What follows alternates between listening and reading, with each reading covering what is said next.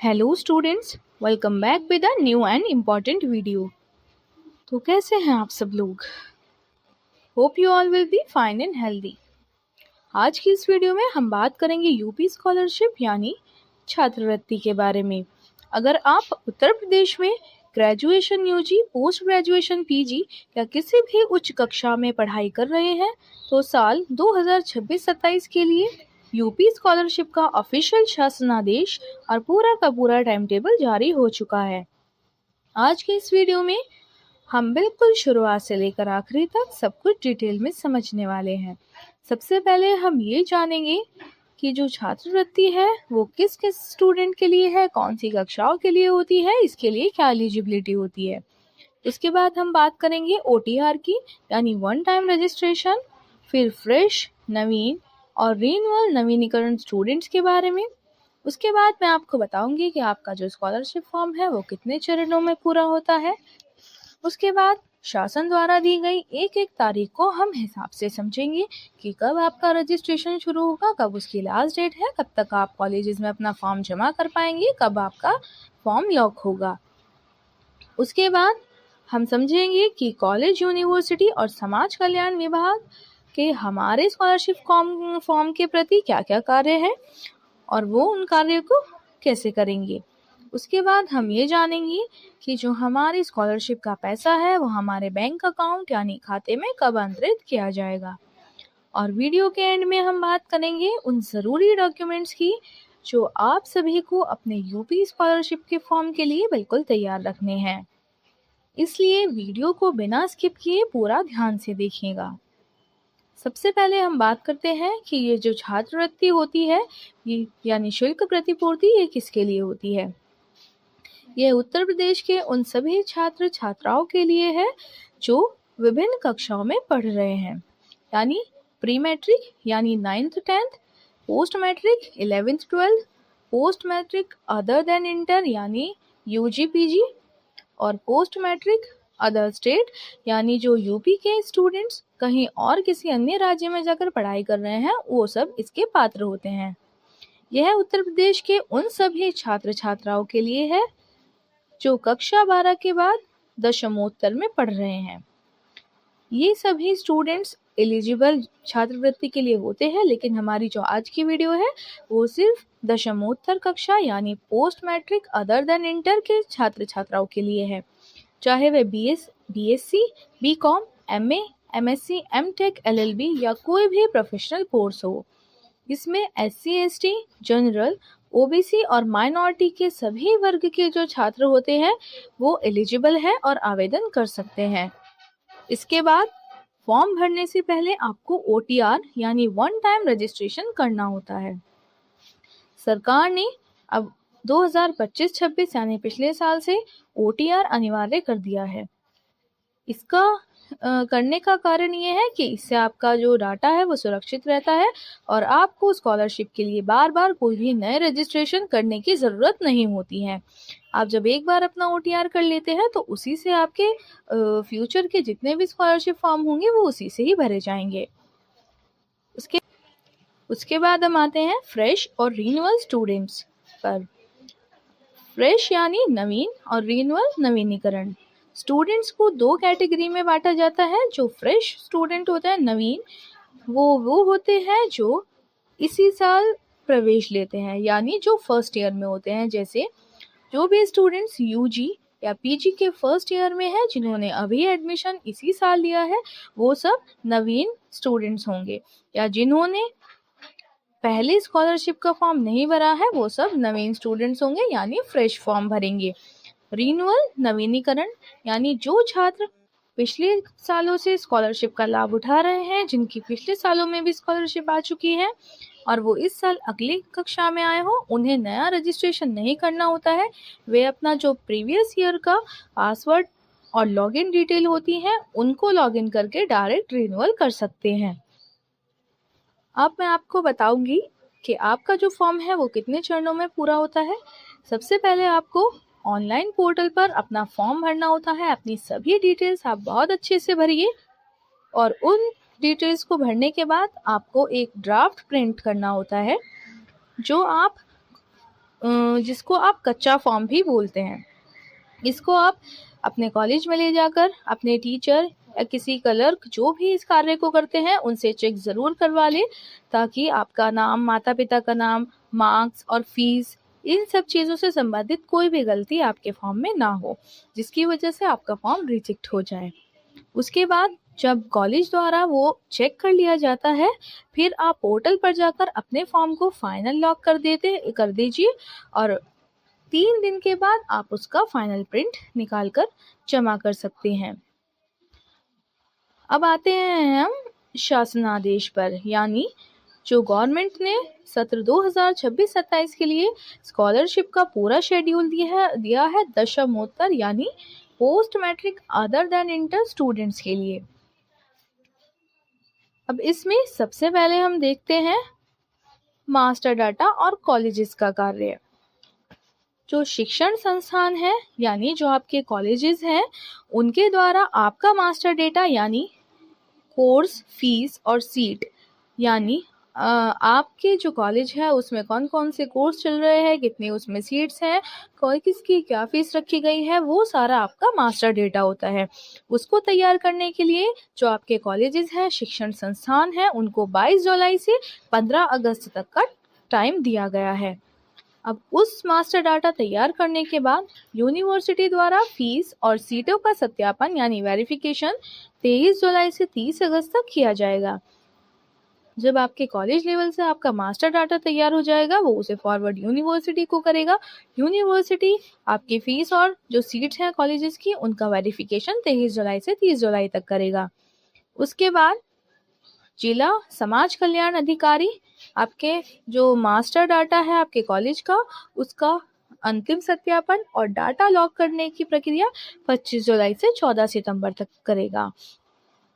यानी आपका जो मास्टर डाटा और कॉलेज का कार्य है वो 3 चरणों में पूरा होगा। पहले आपका जो कॉलेज है वो आपका पूरे अपने कॉलेज का मास्टर डाटा तैयार करेगा, जो कि 22 जुलाई से 15 अगस्त तक कर सकते हैं। उसके बाद वो उसे यूनिवर्सिटी को फॉरवर्ड करेगा, जो आपकी सीटों का सत्यापन करेगा 23 जुलाई से 30 अगस्त तक। फिर वो समाज कल्याण विभाग को फॉरवर्ड होगा, वहाँ पे जो आपका मास्टर डाटा है उसका अंतिम सत्यापन और लॉक होगा 25 जुलाई से 14 सितंबर तक। अब हम बात करते हैं जो रिन्यूअल छात्र छात्राएं हैं उनके शेड्यूल के बारे में। जो रिन्यूअल मैं आपको पहले भी बता चुकी हूँ, रिन्यूअल वो होते हैं जिन्होंने पहले स्कॉलरशिप का फॉर्म भर चुके हैं और वो पिछले सालों से स्कॉलरशिप का लाभ उठा रहे हैं। तो छात्र द्वारा ऑनलाइन आवेदन और कॉलेज में हार्ड कॉपी जमा करने की जो डेट है वो 15 सितंबर से 15 अक्टूबर तक है। यानी जो स्टूडेंट्स रिन्यूअल स्टूडेंट्स स्कॉलरशिप में जो अपना आवेदन करेंगे, उसकी जो डेट दी गई है 15 सितंबर से 15 अक्टूबर तक है। आप इस तारीखों के बीच में अपना स्कॉलरशिप फॉर्म भरकर उसकी हार्ड कॉपी कॉलेज में जमा करा सकते हैं।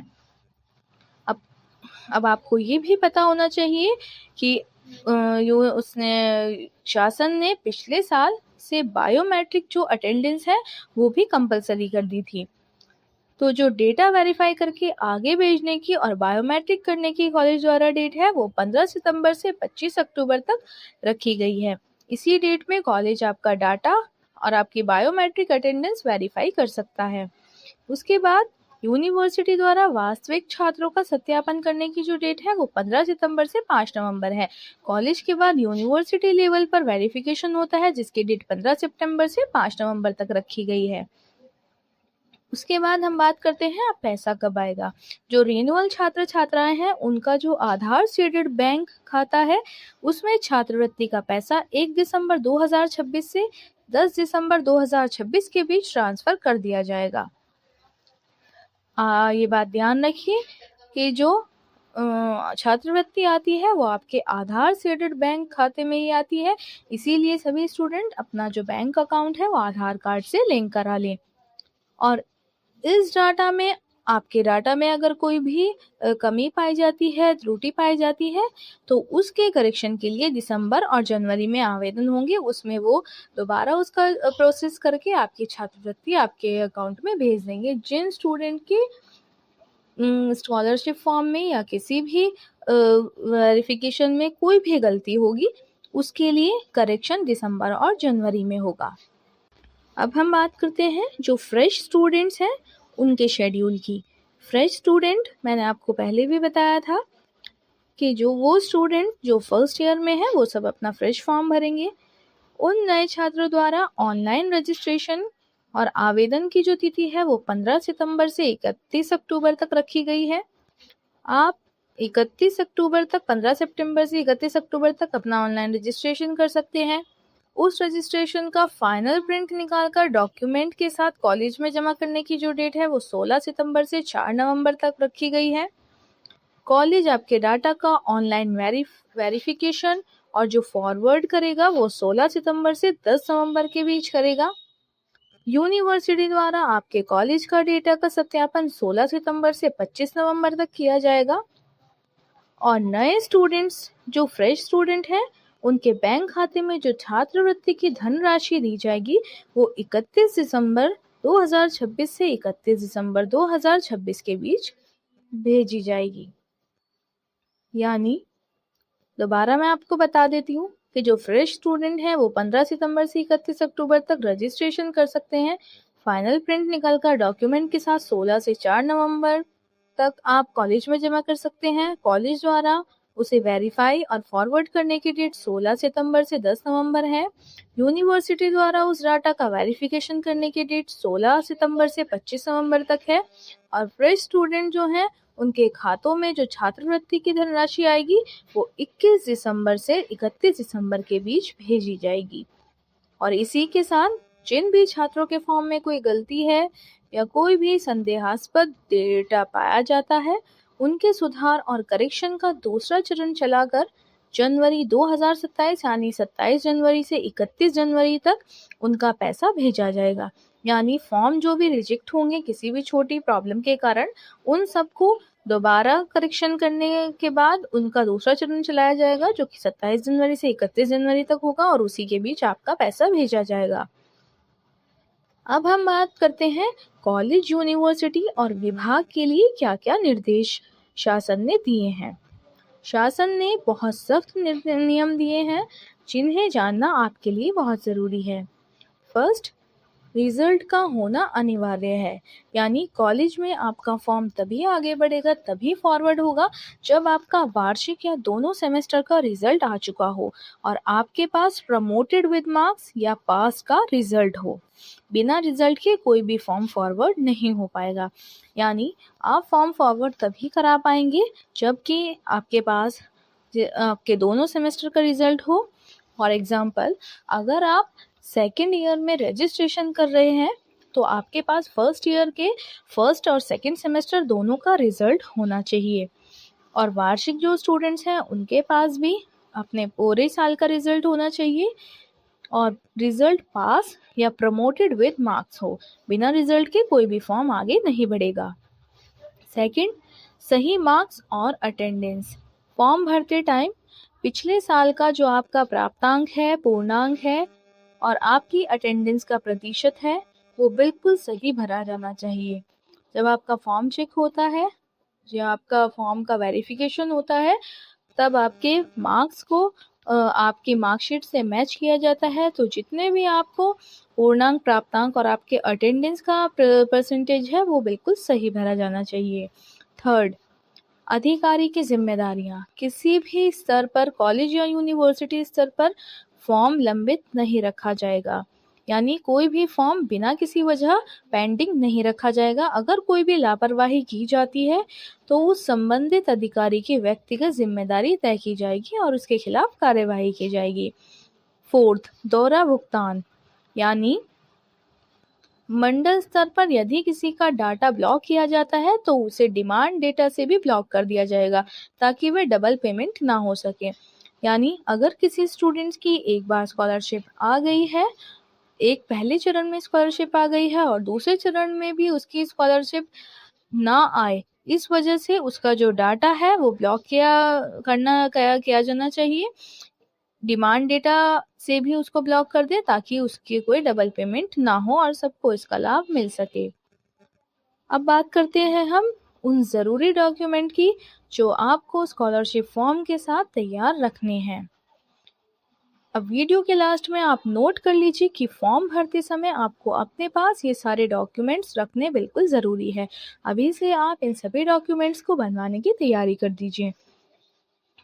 सबसे पहले हाई स्कूल मार्कशीट यानी आपकी जो 10th क्लास की मार्कशीट है वो, फिर आपकी इंटरमीडिएट मार्कशीट यानी आपकी 12th क्लास की जो मार्कशीट है, उसके बाद आपकी प्रीवियस कक्षा की जो मार्कशीट है प्रीवियस क्लास की, यानी अगर आप रिन्यूअल फॉर्म भर रहे हैं तो आपका जो प्रीवियस ईयर है आपको उसकी मार्कशीट चाहिए, उस पर पास या प्रमोटेड होना चाहिए।